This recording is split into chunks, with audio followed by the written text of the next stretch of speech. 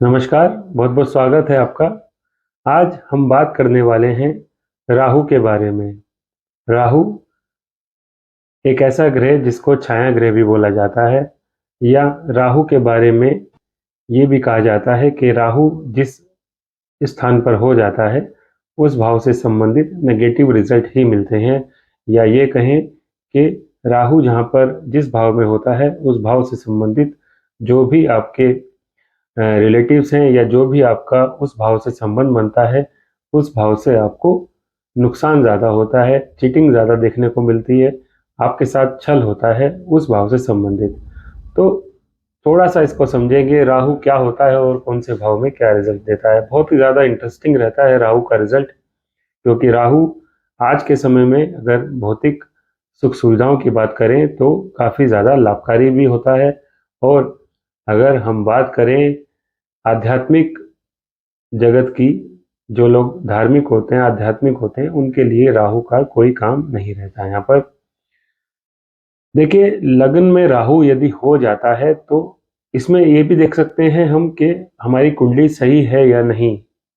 यदि आपकी कुंडली में पहले भाव में राहु है, लग्न पर राहु है, तो आपके चेहरे पर कोई ना कोई इस तरह का आइडेंटिबल मार्क होगा जो आपको दूर से ही पहचान लिया जाएगा, या जो आपको जानने वाले हैं वो कहेंगे हाँ, उसके गाल पर, उसके नाक पर इस तरह से कोई तिल है या कोई निशान है।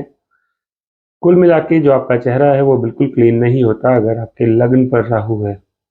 आपकी जो बुद्धि होती है, आपकी जो मानसिकता होती है, वो थोड़ा सा चतुर होती है। आप दूसरों को अपने काम में लगाने वाले होते हैं, और आपके अंदर एक क्वालिटी ये भी होती है कि आप बहुत कम समय में ज़्यादा से ज़्यादा काम कर लेते हैं, क्योंकि बुद्धि राहु की बहुत तेज़ी से चलती है। और यदि आपके लग्न पे राहु है, और क्योंकि ज्योतिष देश काल परिस्थिति के आधार पर काम करता है, तो यहाँ पर किसकी कुंडली हम देख रहे हैं, वो किस परिस्थिति में, किस परिवेश में है, ये भी देखा जाता है। लेकिन जनरली अगर हम आज के समय में बात करें, जो आजकल युवा वर्ग है, यदि लग्न पर राहु का संबंध, या तो लग्न पर राहु है या फिर सप्तम स्थान से राहु लग्न को देख रहा है, यानी कि राहु केतु लग्न या सप्तम भाव पर हैं, तो आपके सर पर, माथे के पास कोई निशान भी होता है जो बचपन में आपको चोट लगती है उसका निशान रह जाता है। ये निशान मंगल से भी लगता है, लेकिन मंगल वाला निशान सर में हमेशा दर्द भी देता है, लेकिन राहु का निशान दर्द नहीं देता, निशान रह जाता है। यहाँ पर केतु भी हो सकता है, राहु भी हो सकता है आपके पहले भाव पर। तो क्योंकि पहला भाव आपके सिर का भी होता है, आपके पूरे शरीर का तो होता ही है, लेकिन उसको थोड़ा सा और जूम करेंगे या उसको और डीपली देखेंगे तो वो लग्न का सिर का आ जाता है, आपके फोरहेड का आ जाता है। तो इसी तरह हम राहु को देख सकते हैं। इसके अलावा राहु का, जैसे मैंने बताया, यदि लग्न पर राहु है तो आपके चेहरे पर कोई निशान होगा, तो इसी तरह यदि राहु आपके अन्य किसी भाव पर है तो उस भाव से संबंधित आपके शरीर पर उसके निशान होंगे। जैसा अगर सेकंड हाउस में है तो आपकी आंखों के आसपास कोई तिल होगा जो दूर से ही दिखता होगा। आपके थर्ड हाउस में है तो आपके गले पर हो सकता है। आपके फोर्थ हाउस में है तो आपके हृदय के पास, आपकी छाती के पास कोई इस तरह का निशान होगा जो बचपन से ही होगा, बर्थ मार्क जिसको बोलते हैं। तो इस तरह देख सकते हैं। या आपकी मीन राशि जो है, मीन राशि को डिनोट करते हैं पंजों से। मीन राशि पर यदि राहु का निशान है तो बहुत कुंडलियों में मैंने देखा है उनके पैर पर एक बहुत बड़ा चिन्ह जरूर होता है।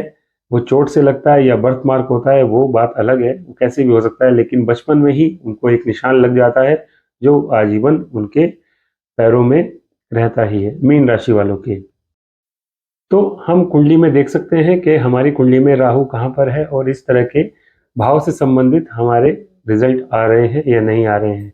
यदि नहीं आ रहे हैं तो आपको एक बार कुंडली फिर से चेक करनी चाहिए, क्योंकि मेरा ये मानना है कि यदि ऐसी स्थिति आपको राहु नहीं दे रहा है तो आपकी कुंडली गलत है। अब यहाँ पर यदि आपको राहु की दशा या अंतर्दशा चल रही है तो आपको उस भाव से संबंधित हानि का भी योग बनता है।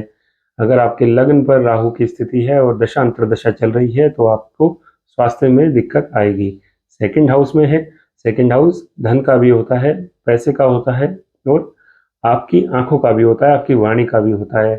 तो राहु की दशा अंतर्दशा में हालांकि डिपेंड करता है और किस ग्रह की दशा चल रही है और राहु जहाँ पर है उसका स्वामी कहाँ पर है, बहुत सारी चीज़ें होती हैं। लेकिन कुल मिलाकर यदि सेकंड हाउस में राहु है तो पैसे की हानि, वाणी से संबंधित, या वाणी आपकी कुछ इस तरह से बिगड़ जाए कि आपको नुकसान हो जाए, आप कुछ कटु वचन बोल दें जिससे आपके रिलेशन किसी से बिगड़ जाएं। इसी तरह थर्ड हाउस से देख सकते हैं, आपका थर्ड हाउस गले का होता है, साथ में भाई बहन का भी होता है। थर्ड हाउस से हम अपने शोल्डर भी देखते हैं। तो यदि दशा अंतरदशा चल रही है तो ध्यान रखें, अगर आपका एक्सीडेंट होगा तो आपको इस तरह के शरीर के अंग में चोट लगने का खतरा रहेगा। अब राहु की दशा अंतरदशा में हमें क्या उपाय करने चाहिए, इससे आगे तो आप देख लेंगे अपने हिसाब से कि कौन कौन से किसकी कुंडली में कहाँ पर राहु है और क्या खतरा हो सकता है।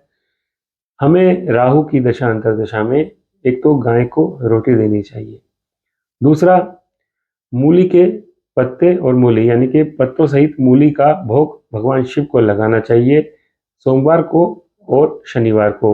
यदि डेली करें तो अच्छा है, 11 दिन तक डेली करें, नहीं तो सोमवार और शनिवार को तो करना ही चाहिए। ये उपाय राहु से संबंधित आपको करने चाहिए और जो बातें मैंने राहु के लिए बताई वो भी आपको देखनी है। तब तक के लिए नमस्कार।